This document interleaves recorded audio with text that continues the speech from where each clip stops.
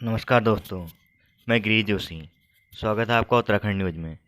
Friend, आज 31 जुलाई शुक्रवार का दिन हो गया। जानते हैं आज उत्तराखंड की मुख्य खबरें। तो पहली खबर की बात करें, पहाड़ी इलाकों में भारी बारिश के कारण जो गंगा नदी है वो चेतावनी जो निशान होता है उससे ऊपर बह रही है। फ्रेंड, गंगा नदी अभी अपना जो चेतावनी स्थान है, चेतावनी जो निशान है उससे ऊपर बह रही है। आप जान सकते हो कि 339.50 जो उसका सेंटीमीटर लेवल है उससे ऊपर बह रही गंगा है। इसका सबसे बड़ा कारण है पहाड़ों में लगातार हो रही बारिश। पहाड़ों का सारा पानी मैदानी क्षेत्रों में जाता है, जिससे गंगा नदी आजकल उफान में है। पहाड़ों में आपको पता ही है, चमोली में भारी बारिश हो रही है, जिससे भूस्खलन हो गया। वहाँ बद्रीनाथ हाईवे पूरा बंद है। उसके अलावा पिथौरागढ़ में जो 90 किलोमीटर, पिथौरागढ़ से 90 किलोमीटर दूरी में एक लुमती लुमती गांव है, वहाँ वहाँ से लोग फंस गए थे। फिर सेना ने 36 घंटे रेस्क्यू किया तो उन लोगों को निकाला। तो इस तरह पहाड़ों में आजकल बारिश ने बड़े बेहाल कर दिए। बहुत हालत ख़राब है पहाड़ों की। अगली खबर की बात करें फ्रेंड, उत्तराखंड में कोरोना जो मामले हैं वो दिन पर दिन बढ़ते जा रहे हैं। अभी तक 6,866 मामले आ चुके हैं। जितने हमारी रिकवरी रेट नहीं है, उससे 2 या 3 गुना हमारे कोरोना की पुष्टि हो रही पड़ रहे हैं। कल ही हमारे पास 289 मरीज आए जो कोरोना पॉजिटिव थे और 91 मरीज ठीक हुए हैं। तो रिकवरी रेट दिन पर दिन घटता जा रहा है। तो ये बड़ी चिंता की बात है उत्तराखंड के लिए। अभी तक 6,866 मामले आ चुके हैं, जिसमें 3,811 ठीक हो गए हैं।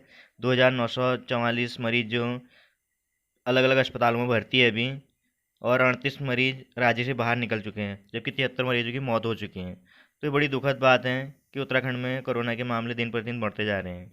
तो अगली खबर की बात करें, तो सीएम ने जो 9 गाँव है ना राज्य से बनाने का मन बना लिया है। टिहरी में जो डैम बना था उसकी वजह से जो टिहरी के लोग प्रवास टिहरी से लोग प्रवास हुए थे, टिहरी के लोग जो माइग्रेट हुए थे वहाँ से, तो उन लोगों के लिए जो उन्हें गांव मिला था तो राजस्व नहीं था। तो अभी उसे राजस्व गांव बनाने की ठानी है त्रिवेंद्र सिंह रावत, उत्तराखंड के सीएम ने। तो बात करें इनमें कौन कौन से गांव हैं, तो आप यहाँ देख सकते हो। इनमें विस्थापित विस्थापित जो क्षेत्र है उनमें पशुलोक के ग्राम में माली, देवल, बिरयानी, पेदर्स, असैन, लंबोगड़ी, इस तरीके से बहुत सारे गांव हैं। तो इन्हें राजस्व गाँव की मंजूरी दी जाएगी। राजस्व गाँव होने के बाद ये गांव वाले अपनी ज़मीन से लोन ले सकेंगे तथा सारी सरकारी सुविधाएं इन्हें प्राप्त हो जाएगी तथा अपना मालिकाना हक हो जाएगा। फ्रेंड, अगली खबर की बात करें तो उत्तराखंड में जो 4 जिले थे, उधम सिंह नगर, नैनीताल, देहरादून, हरिद्वार, वहाँ से क्या लगता था शनिवार और रविवार को लॉकडाउन लग जाता था। लेकिन अभी राखी का त्यौहार आ रहा है, इस वजह से राज्य सरकार ने ये निर्णय लिया है कि इस बार हम लॉकडाउन नहीं लगाएंगे। तो इस बार आप शनिवार और रविवार को भी इन राज्यों में बाज़ारें खुली रहेंगी। अगली खबर की बात करें फ्रेंड, परसों उत्तराखंड का रिजल्ट आया, तो उसमें हमारे बहुत सारे बच्चों ने बहुत अच्छे नंबर से पास हुए, बहुत अच्छा नाम रोशन किया। तो उसमें कुछ मजदूरों के बेटे थे, उन्होंने बड़े अच्छे नंबर लाए ऐसी विपरीत परिस्थितियों में भी। तो उनके बारे में जान लेते हैं। सबसे पहले आप पिथौरागढ़ के एक मुंशियारी और धारचूला के 2 बच्चे हैं। तो उनमें से एक बच्चे हैं पंकज डकैती, उनके 91.4% अंक आए और उनका मेरिट में 21वां स्थान था। और धारचूला के प्रियांशु भट्ट, जिनके हाई स्कूल में 93.80% आए हैं। तो ये ऐसे बच्चे थे जो अभाव में रहे, इनके माँ बाप मजदूर थे, तो उसके बाद भी इतने अच्छे नंबर ला रहे, तो बहुत अच्छी बात है हमारे इन बच्चों बच्चों के लिए। और हमें सीखना भी चाहिए इन बच्चों से कि विपरीत परिस्थिति में भी हमें अगर कुछ ठान लिया है तो हमें कैसे प्राप्त करना है उन चीज़ को। अगली खबर की बात करें, पहाड़ों में इस समय बहुत हालत ख़राब है बारिश की वजह से। कहीं मकान ढह गए, कहीं रोडें टूट गई, कहीं भूस्खलन हो रहा है, कहीं कुछ हो रहा है। तो इसकी वजह से उत्तर भारत पूरा सहमा है। बिहार, असम में भी बाढ़ आ रखी है, वहाँ लाखों ज़िंदगी प्रभावित हो गई है। उसके अलावा पहाड़ों में मुसीबत आ रही है। इसी बीच में एक मौसम विभाग ने एक बड़ी दुखद सूचना दे रखी है कि आने वाले 3 दिनों में हाई अलर्ट कर दिया उत्तराखंड में, तो जिसमें बहुत ज़्यादा बारिश हो सकती है, ये मौसम विभाग का कहना है। अगली खबर की बात करें, उत्तराखंड में उद्योगों को बढ़ाने के लिए एक नया कानून लाया जा रहा है, श्रम कानून। इसके तहत ये होगा कि जो कंपनी 1000 दिन में कोई कंपनी इस्टेब्लिश कर लेगी, उस कंपनी को टैक्स में छूट दी जाएगी। उसके अलावा उस कंपनी में अगर 300 से ज़्यादा वर्कर हैं तो उसे अपने वर्कर छटनी करने की पूरी सहूलियत दी जाएगी, मतलब पूरा उसे अधिकार होगा। तो इस तरीके से अभी श्रम कानून में उत्तराखंड गवर्नमेंट चेंज करने जा रही है, जिससे कि उद्योगों को बढ़ावा मिले तथा उत्तराखंड का विकास हो। लेकिन उसमें थोड़ी लेबरों के लिए प्रॉब्लम हो गई। अगले खबर की बात करें तो नेपाल जो है वो अपनी हरकतों से बाज नहीं आ रहा है। उसने लिपुलेख एक काला पानी में नेपालियों को घुसपैठ को सही बताया है। एक्चुअली में हो ये रहा है कि जो काला पानी लिपुधारा या लिपुलेख जो 395 वर्ग किलोमीटर का एरिया है, वो नेपाल ज़बरदस्ती अपने नक्शे में बोल रहा है कि ये हमारा है, जो भारत का एरिया है। और वहाँ कुछ नेपाली ज़बरदस्ती घुस रहे थे। तो उसमें क्या कहते हैं, वहाँ के डीएम ने एक अर्जी लिख के दी थी नेपाल गवर्नमेंट को कि यहाँ से नेपाली ज़बरदस्ती के काला पानी लिपुलेख में घुसे। काला पानी लिपुलेख पिथौरागढ़ में पड़ता है। पिथौरागढ़ की जो काला पानी नदी है उसके आसपास का एरिया है। तो उन्होंने नेपाल गवर्नमेंट को अर्जी लिख के दी थी, लेकिन उन्होंने उसका जवाब ये दिया है कि ये अच्छी बात है, तो इसमें हम कोई इंटरफेयर नहीं करेंगे, ये हमारी ही जगह है, इसमें नेपाली घुस सकते हैं। इस तरीके का उनका जवाब आया वहाँ से। अब बात करें अगली खबर की, तो सोने और चांदी की कीमत कभी बढ़ रही कभी घट रही है। आज फिर इसकी कीमतें बढ़ गई। अभी सोना 53,797 के आसपास चल रहा है 10 ग्राम। वहीं चांदी की बात करें तो 65,540 के आसपास चल रहा है।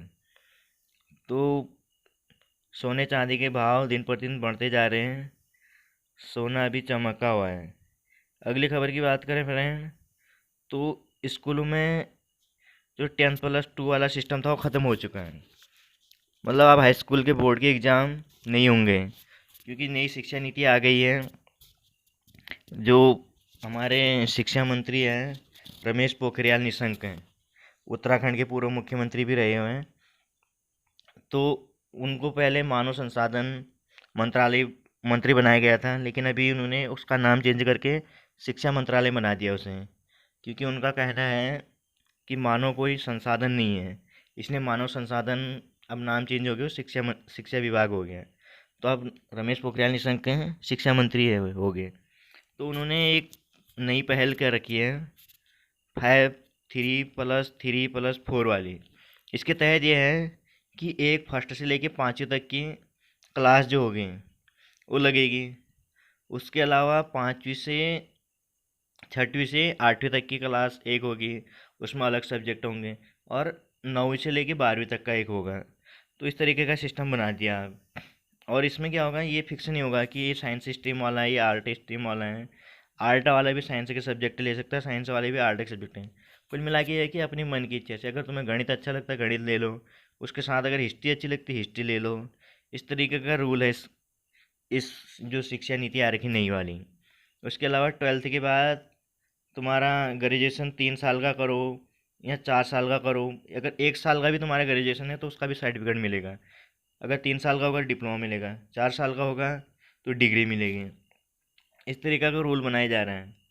तो ये बहुत अच्छी नीति है, लेकिन ये ज़मीनी स्तर पे कितना लागू होगी इसके बारे में भी कुछ नहीं कर सकते हैं। ये मोदी गवर्नमेंट ने अपने मैनिफेस्टो में जब 2000 क्या कहते हैं 14 में चुनाव लड़ने आई थी तभी अपने मैनिफेस्टो में डाल दिया था। उसके बाद दोबारा जीत के आई। तो अभी ये पूरा सरकार नीचे ज़मीन तक पता नहीं कब तक ला पाएगी। लेकिन ये सिस्टम बहुत अच्छा सिस्टम है। अगर ये लागू होता है तो तुम अपनी मन इच्छा के अनुसार सब्जेक्ट ले सकते हो। और अगर तुम्हें रिसर्च सेंट अब एमफिल हटा दिया गया है। एमफिल की जगह तुम्हें अगर रिसर्च में जाना है तो 4 साल का डिग्री होगा, और अगर तुम्हें खाली नौकरी पानी है तो 3 साल का होगा। इस तरीके से बहुत सारे रूल बनाए गए हैं। तो ये बहुत अच्छी व्यवस्था बनाई गई है अभी। अगली खबर की बात करें फ्रेंड, बाकी आप यहाँ पढ़ सकते हो पूरी डिटेल में। तो आईसीसी जो वर्ल्ड कप लीग है वो शुरू हो चुका है। उसमें अभी इंग्लैंड और आयरलैंड के खिलाफ, इंग्लैंड और आयरलैंड के बीच में मैच हो रहा है। ये इंग्लैंड में ही हो रहा है, 30 जुलाई से जो शुरू हो चुका है। इसकी बात करें, ये लीग अगले 3 साल तक चलेगा। जो 2023 में हमारे वर्ल्ड कप खेले जाने हैं, उसके लिए ये लीग की तैयारी हो रही है, उसकी तैयारी चल रही है। इसमें फ्रेंड टोटल 13 टीमें हिस्सा लेंगी, जिसमें 7 टीमें ऑलरेडी वर्ल्ड कप में प्रवेश कर जाती हैं बिना किसी लीग खेले हुए। उसमें इंडिया भी एक है। उसके अलावा जो बाकी टीमें रहती हैं उनके बीच में, बाकी 5 टीमें जो होंगी उनके बीच में कंपटीशन होगा। इसमें एक मैच जीतने में 10 अंक मिलेंगे। इस तरीके से हर चीज़ में अंक मिलते हुए, रैंक ऊपर नीचे जाते हुए, कुल मिला के 12 जो टीमें होंगी उनका वर्ल्ड कप के लिए सिलेक्शन होगा। इस तरीके से 2023 में जो वर्ल्ड कप खेला जा रहा है उसकी लीग अभी से शुरू हो गए और उसकी तैयारियां चल रही हैं। फ्रेंड आज के लिए इतना ही। अगर वीडियो अच्छा लगे तो प्लीज़ लाइक करें, शेयर करें और चैनल को सब्सक्राइब करें, हमें सपोर्ट करें। ऐसी जान